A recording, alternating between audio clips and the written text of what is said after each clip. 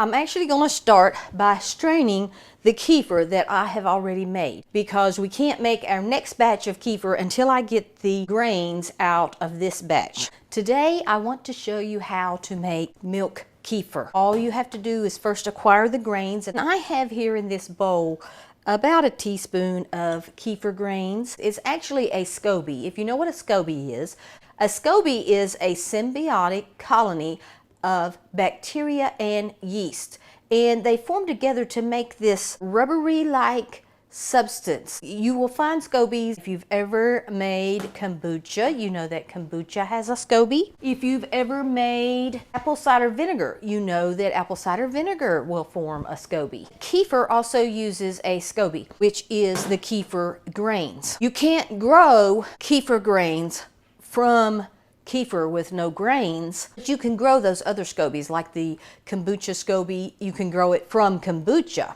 The apple cider vinegar SCOBY forms on its own, but kefir grains, you have to have the grains in order to make the kefir, and your grains will multiply, so you always have an abundance of grains. You're going to need a strainer, and I like to use this very fine mesh strainer, and you're going to need a container to strain it into. This jar is just to help hold my strainer up because it's got a very heavy handle on it and it tends to fall over sometimes. You're going to take your completed kefir and we are going to strain it to get out the grains. So I just set my strainer into my container and then pour my kefir into the strainer. I use a rubber spatula to stir the mixture about because it gets very thick and we want to keep everything moving. So I just gently stir, moving the thickness off of the strainer as it drains through. And then we'll add the rest. And if you have questions about kefir, specific questions about making kefir and what kinds of milk and all of that, just continue watching the video because I will cover that in the second half of this video. Some people use a plastic strainer. I like this mesh one. I've never had any problem with metal. I just don't recommend using aluminum.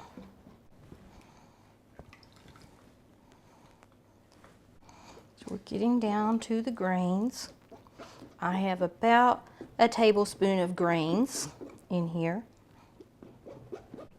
So I'll raise that up so you can see I have about a tablespoon of grains in this quart jar. These grains are very strong. They fermented this quart jar of milk pretty fast. People say 1 tablespoon per quart. I'm actually going to use these grains in 2 quarts of milk, and I know they will ferment just fine because I know the speed at which they fermented this milk was very fast. So I know I've got some good hearty grains, young grains. They're not humongous in size, and I have found that the smaller grains seem to be more powerful. The baby grains, I call them, they're new, and so they're growing, so they eat more and they work faster.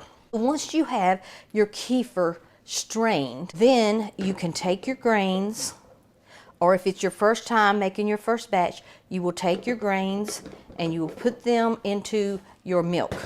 So you can start out with and you want to use a glass container. A glass jar works really well. I would not recommend using plastic or metal to make your kefir in. And this milk here is actually made from powdered milk. You can use any kind of milk. You can use cow's milk, goat's milk, camel's milk, sheep milk, whatever kind of milk you want to use. You can't use plant-based milk successfully for very long. It might work a couple of times, but then your kefir grains are going to gradually, most likely, die.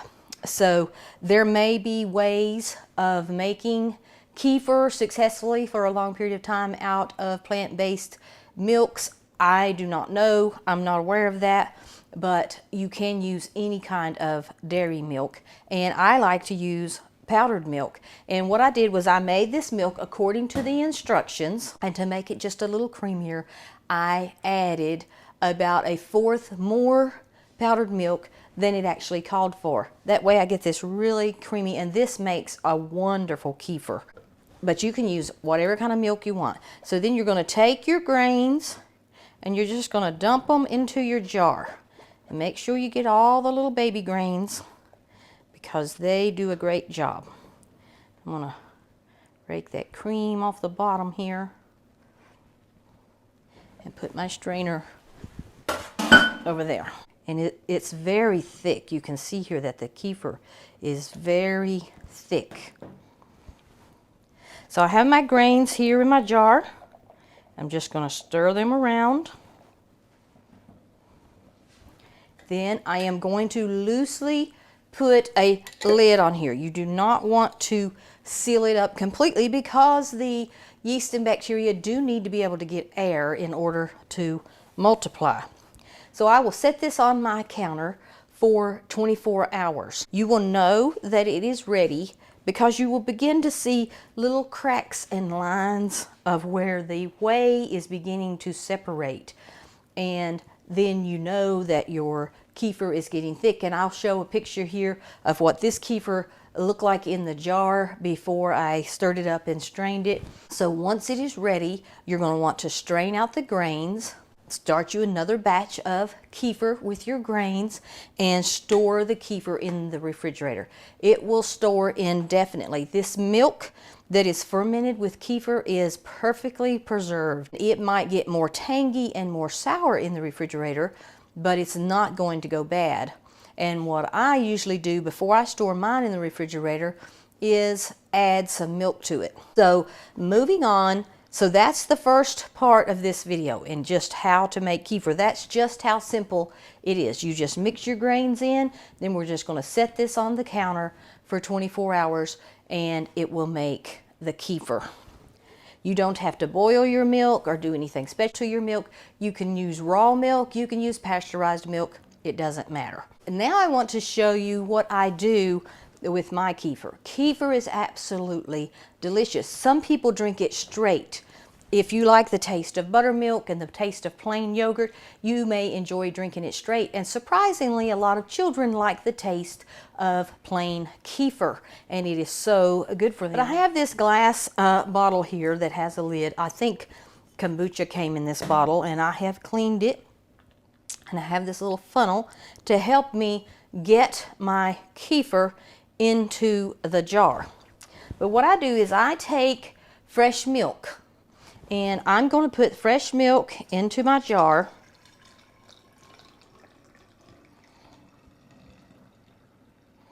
Also going to put, I have here 1/4 of white sugar, 1/4 of a cup of white sugar. And I'm going to put that into my jar because I like my kefir to taste a little sweet.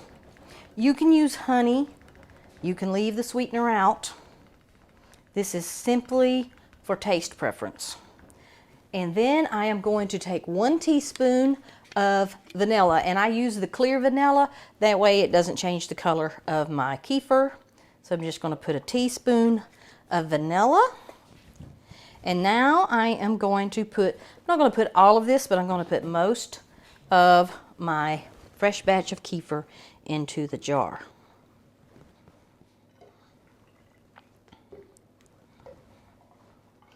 Oh, it just smells so good. Yeah, I'm making a little bit of a mess, but I'll clean that up. I'm going to save a little bit of that plain, so I don't want to flavor all of it, because sometimes I like to use it plain. Okay, so now I have my milk and my kefir, and it's about half kefir and half milk with the 1/4 cup of sugar and the teaspoon of vanilla. I'm going to put my lid on tightly. I'm going to give it a little shake. And now I am going to put this in the refrigerator to do a second ferment, and I'll leave it in the refrigerator. Well, okay, first of all, I'm going to leave it sit on the counter for a few hours so that it will begin to ferment again. And so once it gets warm and it begins to ferment, so maybe 2-3 hours, then I'm going to take it and put it in the refrigerator and leave it in the refrigerator. And from there, I will just take it out and pour myself a cup whenever I want it to drink. and enjoy it. And this is just vanilla kefir, and it is absolutely delicious. So that's how I drink the most of my kefir. But then I also will take my kefir, like the unflavored kefir like this. I'm gonna put this in a jar, and I will add it to, if I'm eating oatmeal, or after I've already made the oatmeal, I'll add some kefir into the oatmeal. Or cold cereal, you can add some kefir into the milk that you pour over your cold cereal. I also love to put it over cornbread and milk and add kefir to it that way. If you're making a smoothie, you can add kefir to your smoothie. If you're making a dip that uses sour cream and creamy ingredients like that, you can add a little kefir to that dip, and so that will give it a probiotic boost. If you're making macaroni salad or coleslaw or potato salad, you can add a little kefir to your creamy mixture to give that salad a probiotic boost. Storage of your kefir grains.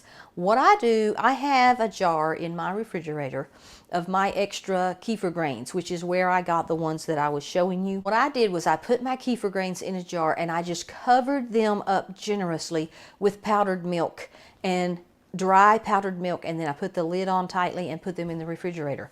The powdered milk serves as a food for the grains, and it protects them and keeps them. I've kept them in there for months like that. They work just fine. So that's how I store mine. I used to store them in milk. Now, if you store them in liquid milk, whatever kind of milk that you're using, every 3 weeks or so, you're going to want to give them some fresh milk, because they will begin to starve. And they don't die necessarily. They kind of go dormant in the refrigerator, and they'll kind of get smaller. I've never really had any die in the refrigerator when I kept them in milk, even if I let it go a pretty long time before I gave them fresh milk. You can freeze them. If I were going to freeze them, I would strain the grains, put them in a container with some dry powdered milk, and freeze them, and they will keep fine that way too. Kefir made at home from the grains has over 60 strains of good bacteria in it. So do some research on kefir and find out. It's easy to make. It's delicious. It's good for you. If you're just starting to make kefir and you have a question, ask me your questions. I am usually pretty good about getting back to the questions that are asked in my comments. And please like and subscribe and share this video. That helps YouTube get the word out that people liked this video, and they'll show it to more people. And I really appreciate it when you do that. I love you, and I thank you for stopping by my channel and watching my video. God bless. Bye-bye.